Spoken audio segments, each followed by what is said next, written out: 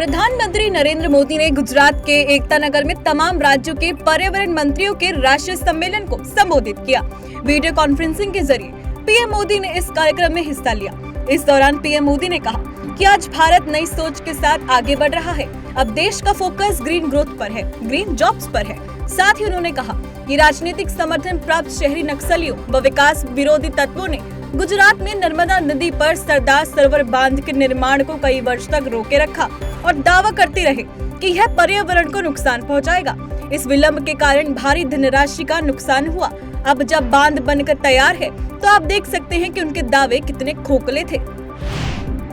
बिहार में महागठबंधन की सरकार बनने के बाद पहली बार केंद्रीय गृह मंत्री अमित शाह अपने 2 दिवसीय दौरे पर बिहार के सीमांचल पहुंचे, जहां उन्होंने पूर्णिया में जनसभा को संबोधित करते हुए मुख्यमंत्री नीतीश कुमार और आरजेडी सुप्रीमो लालू यादव पर जमकर निशाना साधते हुए कहा कि उनके आने से लालू नीतीश की जोड़ी को पेट में दर्द हो रहा है। शाह ने कहा कि कुटिल राजनीति कर नीतीश कुमार प्रधानमंत्री नहीं बन सकते। उन्होंने कहा कि 2025 के विधानसभा चुनाव में भी उनका सुपड़ा साफ हो जाएगा। कनाडा जाने वाले यात्रियों और वहां पर पढ़ने वाले छात्रों को विदेश मंत्रालय ने सतर्क रहने की सलाह दी है। भारत ने ट्रैवल एडवाइजरी जारी करते हुए कहा कि कनाडा में भारत विरोधी गतिविधियों में तेजी से बढ़ोतरी हुई है।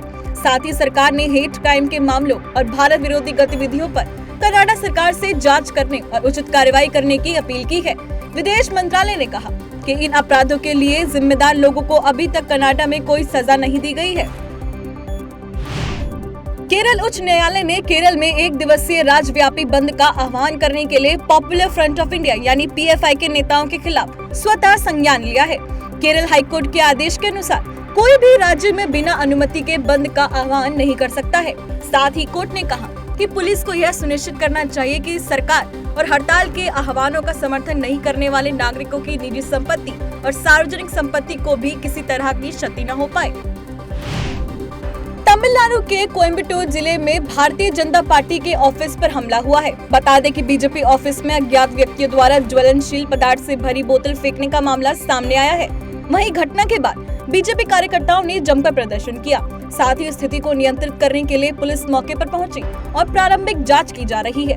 बता दें कि गुरुवार सुबह देश भर में कई जगहों पर पीएफआई के खिलाफ छापेमारी की गई थी। उसके बाद ये घटना देर रात घटी है। बांदा जेल में बंद माफिया पूर्व विधायक मुख्तार अंसारी पर योगी आदित्यनाथ सरकार के बाद अब कोर्ट का भी शिकंजा कसा है। जेलर को धमकी देने के मामले में 7 वर्ष कैद की सजा के बाद अब मुख्तार को इलाहाबाद हाई कोर्ट की लखनऊ बेंच ने गैंगस्टर एक्ट के 23 वर्ष पुराने मामले में 5 वर्ष कैद की सजा सुनाई है। इसके साथ ही 5,000 रुपए का जुर्माना भी लगाया गया है। राष्ट्रीय जांच एजेंसी ने गुरुवार को देश भर में पीएफआई के कई ठिकानों पर छापेमारी की थी। इस छापेमारी के बाद बेंगलुरु पुलिस ने सांप्रदायिक अशांति की साजिश के आरोप में 14 लोगों को गिरफ्तार किया है। इन्हें धार्मिक जगहों पर लोगों को भड़काने के अलग अलग मामलों में गिरफ्तार किया गया है। जबरन धर्मांतरण के खिलाफ सख्त कानून बनाने की मांग वाली याचिका पर सुनवाई करते हुए सुप्रीम कोर्ट ने केंद्र सरकार को नोटिस जारी किया और 14 नवंबर तक जवाब दाखिल करने के लिए कहा है। याचिकाकर्ता अश्विनी उपाध्याय ने दबाव, लालच या धोखे से धर्म परिवर्तन करवाने वाले से सख्ती से निपटने के लिए कानून बनाने की मांग की है, जिसके बाद कोर्ट ने केंद्रीय गृह मंत्रालय और कानून मंत्रालय को नोटिस जारी किया है। छत्तीसगढ़ में अनुसूचित जनजातियों के 10% आरक्षण कम होने पर आदिवासियों में आक्रोश देखने को मिल रहा है। इसको लेकर बीजेपी सरकार के पूर्व गृह मंत्री राम सेवक पैकरा ने कहा कि प्रदेश सरकार ने आदिवासियों के हितों के बारे में नहीं सोचा।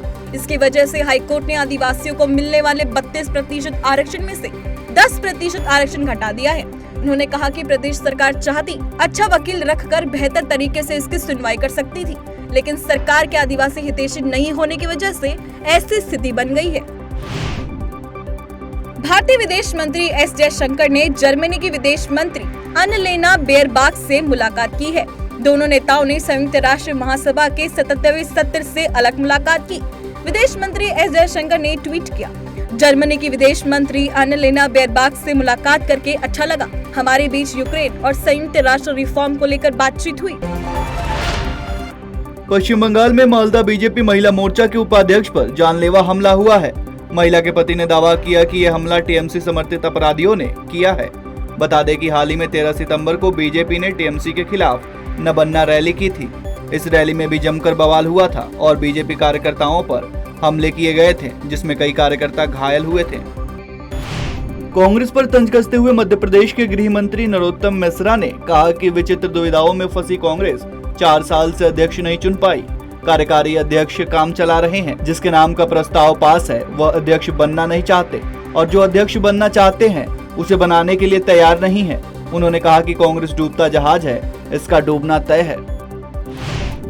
दीपोत्सव की तैयारियों की समीक्षा करने मुख्यमंत्री के नवनियुक्त सलाहकार अवनीश अवस्थी व प्रमुख सचिव पर्यटन एवं संस्कृति मुकेश मेश्राम अयोध्या पहुंचे, जहां उन्होंने रामकथा संग्रहालय में जिला के अधिकारियों के साथ बैठक कर दीपोत्सव को ऐतिहासिक बनाने का खाका खींचा।